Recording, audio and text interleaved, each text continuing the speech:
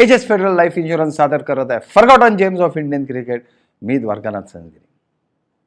आज मी एका मराठी मुलाबद्दल सांगणार आहे, ज्या मुलाचा जन्म कोल्हापुरात झाला आणि तो खऱ्या अर्थाने कपिल देव होऊ शकला असता. कपिल देवच्या आधी तो जन्माला आला, आधीच्या काळात खेळला, पण त्यांची जी गुणवत्ता होती, त्या मुलाची जी गुणवत्ता होती, ती जवळपास कपिल देवची गुणवत्ता होती. हँडसम, दिसायला अतिशय देखणा आणि मुली त्यांच्यावर लट्टू असायच्या. पण अब्बास अली बेग, जयसीमा किंवा सलीम दुराणी किंवा नरी कॉन्ट्रॅक्टर ह्याच्याबद्दलच्या ज्या मी कथा तुम्हाला सांगितल्या ना, तशी एकही कथा मला त्यांच्याबद्दल माहीत नाही आहे. पण दिसायला अत्यंत हँडसम, वेगवान गोलंदाजी टाकायचे, ज्याला मीडियम फास्ट म्हणता येईल अशी, दोन्ही स्विंग, दोन्ही कट आणि गरज पडली तर ऑफस्पिनसुद्धा टाकायचे. आणि बॅटिंगला आले की आक्रमकपणे फलंदाजी करायची. मी तुम्हाला 1940च्या आसपासच्या काळाबद्दल बोलते, ते थेट 55पर्यंत. त्यावेळेला आक्रमक फलंदाजी हा भारतीय फलंदाजीचा स्थायी भाव नव्हता. काही मुठभर मंडळीच अशा प्रकारे फलंदाजी करत, आणि त्यात एक दत्तू फडकर होते.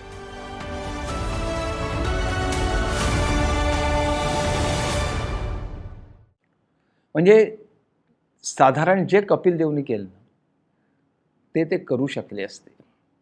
आणि त्यांची सुरुवातसुद्धा फार ग्रेट झाली, फार मस्त झाली. त्यांनी खूप मोठं स्वप्न दाखवलं, पण ते स्वप्न पुरं करू शकलेलं आहे. जे स्वप्न पुढे अर्थातच कपिल देवने पूर्ण केलं, ती कन्सिस्टन्सी ते दाखवू शकले नाहीत. आयुष्याच्या एका वळणावर काय झालं देव जाणे, तो जुना परफॉर्मन्स होता, तो परफॉर्मन्स ते देऊ शकले नाहीत. म्हटलं तर ते तसे उच्च विद्या विभूषित वगैरे, कारण त्या काळामध्ये ते शिक्षणासाठी मुंबईला आले. रॉबर्ट मनी हायस्कूलमध्ये त्यांनी शिक्षण घेतलं. नंतर एल्फिन्स्टन कॉलेजला गेले आणि तिथे BA ऑनर्सची डिग्री घेतली. आणि हे सगळं करत असताना ते क्रिकेट खेळले. शाळेसाठी ते पहिली मॅच वयाच्या 10व्या वर्षी खेळले आणि पहिल्याच मॅचमध्ये त्यांनी 156 धावा केल्या. त्याच्यानंतर ते इंटर स्कूल मॅचेस खेळतच राहिले. तिथून एल्फिन्स्टनला गेले. एल्फिन्स्टनला त्यांनी इंटर कॉलेजिएट मॅचेस खेळायला सुरुवात केली. पहिली इंटर कॉलेजिएट मॅच 274 धावा. म्हणजे सुरुवात किती ग्रेट होती विचार करा. त्यामुळे ते मुंबईसाठी खेळले आणि पहिली कसोटी संधी त्यांना मिळाली कधी तर 1948 साली ऑस्ट्रेलियामध्ये एका विश्वविक्रमी अशा सर डॉन ब्रॅडमनच्या संघाविरुद्ध. 1948चा ब्रॅडमनचा संघ हा जगज्जेता संघ होता.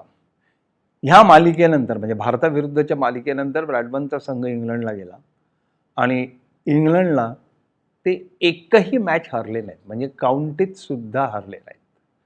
ब्रॅडमन त्या सिरीजनंतर निवृत्त झाले. तर असा तो संघ, ज्यात किथ मिलर होता, ज्यात मॉरिस होता आणि ज्यात लिंडवॉलसुद्धा होता. मिलर आणि लिंडवॉल ही एक अतिशय प्रथितयश अशी वेगवान गोलंदाजांची जोडी होती की ज्यांनी जगभरात धुमाकूळ घातला होता. बरं, फडकर कुठून आले विचार करा. फडकर फक्त भारतातच तोपर्यंत क्रिकेट खेळलेले होते, तेही कसोटी दर्जाचं क्रिकेट नाही, तेही रणजी किंवा पहिल्या दर्जाचं क्रिकेट. आणखीन एक महत्त्वाचा विचार आपण करायला हवा की ऑस्ट्रेलियन्स खेळपट्ट्या ह्या जशा आज आहेत तशाच तेव्हा होता. बाउन्सी ट्रॅक्स, भारतापेक्षा वेगळा बाउन्स असणारी खेळपट्टी. भले भले फलंदाज जेव्हा इथून ऑस्ट्रेलियात जातात तेव्हा त्यांना त्या ऑस्ट्रेलियन खेळपट्टीशी ॲडजस्ट करणं कठीण होतं, कारण त्या खेळपट्टीला एक वेगळा बाउन्स आहे आणि भारतीय खेळपट्ट्यांना तो बाउन्स नसतो. ऑस्ट्रेलियन खेळपट्ट्यावर पडलेला बॉल असा टेक ऑफ घेतो, भारतीय खेळपट्ट्यांवर घेत नाही, तो जवळपास सरळ येतो. त्यामुळे हा जो बदल आहे त्या बदलाशी ॲडजस्ट करणं ही सोपी गोष्ट नसते. मोठे फलंदाज जे असतात तेच या बदलाशी ॲडजस्ट करतात किंवा मोठे गोलंदाज असतात. ज्या वेळेला खेळपट्टी बदलते त्यावेळेला फलंदाजीचं तंत्र तुम्हाला जसं ॲडजस्ट करायला लागतं, तसा गोलंदाजाला सुद्धा आपला एक टप्पा ॲडजस्ट करायला लागतो. आणि ह्या गोष्टी जितक्या इझिली बोलता येतात तेवढ्या ते करणं हे इझी नसतं. मला फडकरांचं म्हणून कौतुक आहे की त्या बलाढ्य अशा ऑस्ट्रेलियन संघाविरुद्ध त्यांनी स्वतःला परफेक्टली ॲडजस्ट करून घेतलं. पहिली कसोटी ते आपली ऑस्ट्रेलियात खेळले आणि ती कसोटी होती सिडनीला. ते 6/95 बॅटिंगला आले आणि भारताची धावसंख्या झाली 188. म्हणजे 188 धावांमध्ये भारतीय संघ गारद झाला. त्यावेळी त्यांनी 51 धावा केल्या होत्या आपल्या पहिल्या कसोटीत मिलर आणि लिंडवॉल समोर. आणि ती खेळपट्टी किती खतरनाक होती याचं तुम्हाला मी उदाहरण देतो, म्हणजे तुम्हाला त्या इनिंगची किंमत कळेल की ब्रॅडमनचा बलाढ्य ऑस्ट्रेलियन संघ 107 धावांमध्ये उखडला गेला. पाऊस पडला होता आणि खेळपट्टी अत्यंत खराब झाली होती. भारत 188 आणि भारतापेक्षा कितीतरी असा ताकदवान, म्हणजे फलंदाजीच्या बाबतीत ताकदवान ऑस्ट्रेलियन संघ, ब्रॅडमनचा ऑस्ट्रेलियन संघ 107 धावात गुंडाळला गेला. म्हणजे खेळपट्टी कशी असेल याचा विचार करा आणि त्या पार्श्वभूमीवर तुम्ही फडकरांच्या 51 धावांचा विचार करा. फडकरांनी अर्थातच गोलंदाजी टाकली आणि त्यांनी 14 रन्समध्ये 3 विकेट्स घेतल्या 10 ओव्हरमध्ये. म्हणजे गोलंदाजीच्या बाबतीत सुद्धा त्यांनी चांगला पराक्रम गाजवला. भारताच्या दुर्दैवाने त्यानंतर पाऊस पडला आणि ती मॅच वॉशआउट झाली. यार, why does everyone keep talking about the future? इतना डरते क्यों है लोग फ्यूचर से? टीचर ने बोला मैथ्स नहीं पढ़ोगे तो फ्यूचर कैसे बनाओगे? फ्रेंड्स कहते हैं हाइट शॉट मतलब नो फ्यूचर. फ्यूचर हाइट देख के आता है क्या? Anyway, I decided I right with my left but I will be a right handed batsman. सबने बोला लेफ्टी रहे, फ्यूचर मत बिगाड़. पण मला हाच स्टान्स आवडतो. ग्रिप तो सही रहा, स्ट्रेट ड्राइव भी सही लगा, and I will get better at it. I will practice and practice and practice. I am not afraid of the future.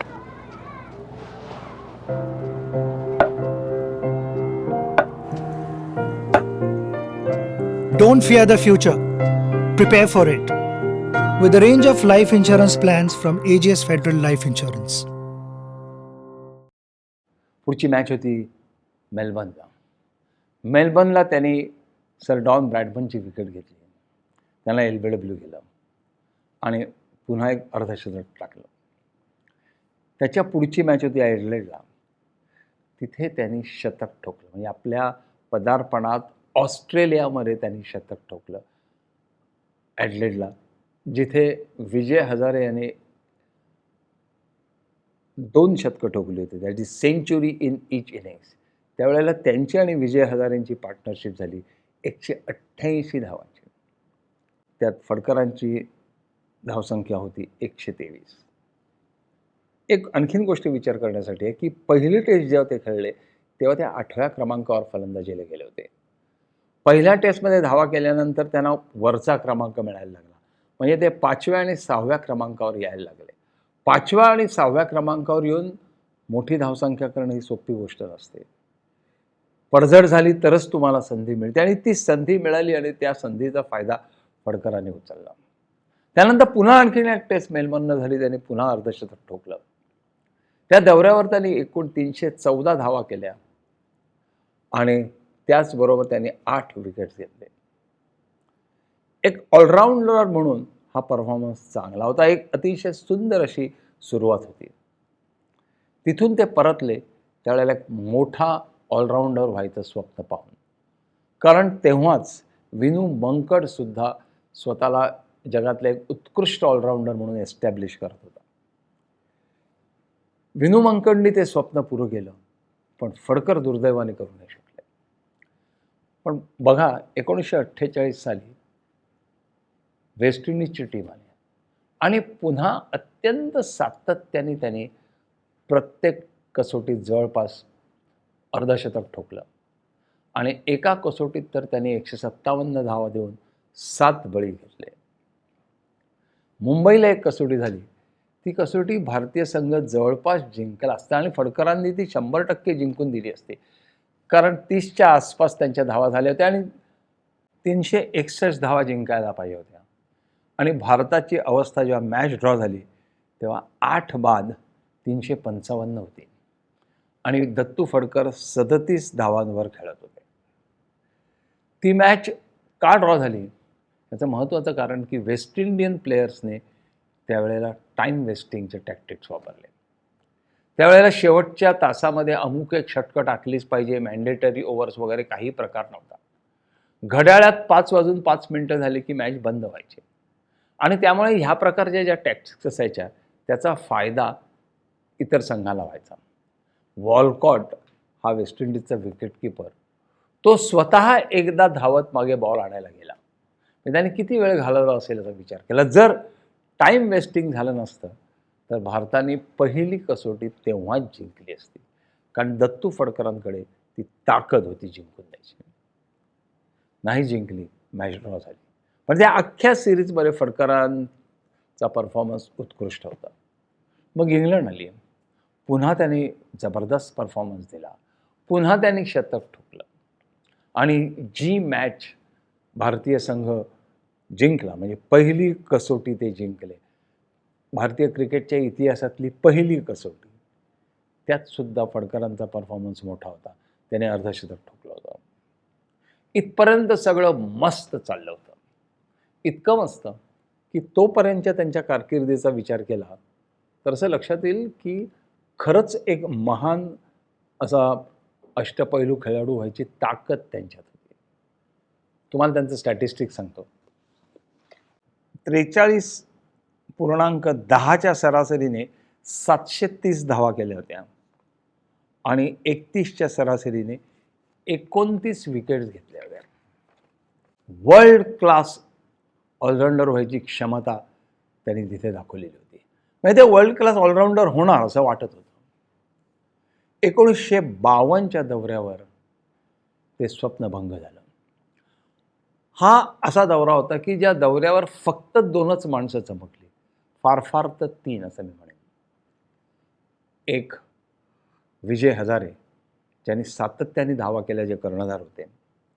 दुसरा विनू मंकड, ज्या विनू मंकडनी ती मंकड्स टेस्ट मॅच खेळले लॉर्ड्सला. आणि तिसरा विजय मांजरेकर, ज्यांनी इंग्लंडमधल्या पदार्पणात शतक ठोकलं. पण इतरांना तिथे अजिबात यश मिळालं नाही. जे फलंदाज होते ते उद्ध्वस्त झाले आणि दत्तू फडकरनं एक इनिंग सोडली तर मोठी इनिंग त्यांना खेळता आली नाही. पण ती इनिंग खूप महत्त्वाची होती. याचं कारण एका क्षणी भारतीय संघाची अवस्था ही 4-0 अशी होती. म्हणजे धावफलकाचं खातं उघडलं नव्हतं तरी 4 बळी भारताचे गेलेले होते. मग हजारे आले, त्यांनी बाउंड्री मारली, खातं उघडलं आणि त्यानंतर एक शतकी भागीदारी झाली. ती हजारेने फडकरांबरोबर केली. फडकरांच्या धावा झाल्या नाहीत ना याचं मला दुःख नाही आहे. त्या कसोटी मालिकेत जिथे इंग्लिश वातावरण होतं, जिथे चेंडू स्विंग होत होता आणि टायसन असो किंवा फ्रेडी ट्रूमन असो किंवा ॲलेक बेडसर असो भारतीय संघाला उद्ध्वस्त करत होते, तेव्हा फडकर विकेट घेऊ शकला नाही. त्याने फक्त 3च विकेट्स त्या कसोटी मालिकेत घेतल्या. ही एक आश्चर्याची गोष्ट आहे की जो गोलंदाज वेगात चेंडू टाकू शकतो, जो दोन्ही स्विंग करू शकतो, जो दोन्ही कट करू शकतो, त्याला फक्त 3च विकेट्स मिळाल्या. त्याच्या मागचं कदाचित कारण असं असेल की त्याने आल्फ ग्रोअरमध्ये जाऊन ट्रेनिंग घेतलं. आल्फ ग्रोअर ही अतिशय फेमस अशी तिकडची स्कूल होती जिथे क्रिकेट शिकवलं जायचं. पांडुरंग साळगावकरच्या बाबतीत सुद्धा पुढे असं झालं की पांडुरंग साळगावकर आल्फ ग्रोअरला गेला आणि त्यानंतर त्याची गोलंदाजीच बदलली. त्याला फारसं मोठं यश मिळालं नाही. कदाचित जास्त टेक्निकली साऊंड करण्याच्या प्रयत्नामध्ये जो एक नॅचरल रिदम असतो, जे एक नॅचरल तुमची ॲक्शन असते, जो तुमचा तो नॅचरल फ्लो असतो, तो मारला जात असेल. पण तिथे पहिल्यांदा दत्तू फडकर अपयशी ठरले. त्यानंतर ते भारतात आले. पाकिस्तान विरुद्ध त्यांनी एकदा 5 विकेट्स घेतल्या, 57 धावा केल्या, पण बस त्याच्यानंतर दत्तू फडकर यांची करिअर जवळपास संपली. त्यांनी नंतर पुन्हा कधीही अर्धशतक ठोकलं नाही. त्यामुळे मागे वळून बघताना मला असं नेहमी सतत वाटतं की खरोखरच एक कपिल देव व्हायची क्षमता या माणसाच्या हातात होती, तो का झाला नाही. 1984 साली कलकत्त्याच्या कसोटी सामन्याच्या वेळेला दत्तू फडकर तिथे कोच होते, मॅनेजर होते भारतीय संघाचे. ज्या टेस्ट मॅचमध्ये अझरुद्दीननी पदार्पणात शतक ठोकलं, त्यावेळेला मी दत्तू फडकरांना हा प्रश्न विचारला होता, पण त्यांच्याकडे सुद्धा त्याचं उत्तर नव्हतं. कुठे माशी शिंकली कळत नाही, पण महान ऑलराऊंडर ते होऊ शकले नाही. तेवढ्याच करिअर पुरते ते एक चांगले ऑलराऊंडर झाले. 31 कसोटीत त्याने 1250च्या आसपास धावा केल्या, 32च्या सरासरीने, आणि त्यांनी 62 बळी घेतले. त्यांची जी गुणवत्ता होती त्या गुणवत्तेला ते न्याय देऊ शकले नाही. कलकत्त्यामध्ये ते बऱ्यापैकी पॉप्युलर होते, कारण त्यांनी 1 शतक कलकत्त्याला ठोकलेलं होतं. आणि नंतर आपल्या बायकोबरोबर त्यांनी किंडरगार्टन स्कूल कलकत्त्यामध्ये उघडलं आणि बरंचसं आयुष्य त्यांनी कलकत्त्यातच काढलं. वयाच्या 74व्या वर्षी ते या जगातून निघून गेले. पण ज्या वेळेला मी त्या कलकत्ता टेस्टमध्ये त्यांना पाहिलं होतं, तेव्हासुद्धा त्या वयात ते अतिशय हँडसम दिसत होते. नेहमीच मला हा मनात प्रश्न राहील की दत्तू फडकरांचा कपिल देव का झाला नाही.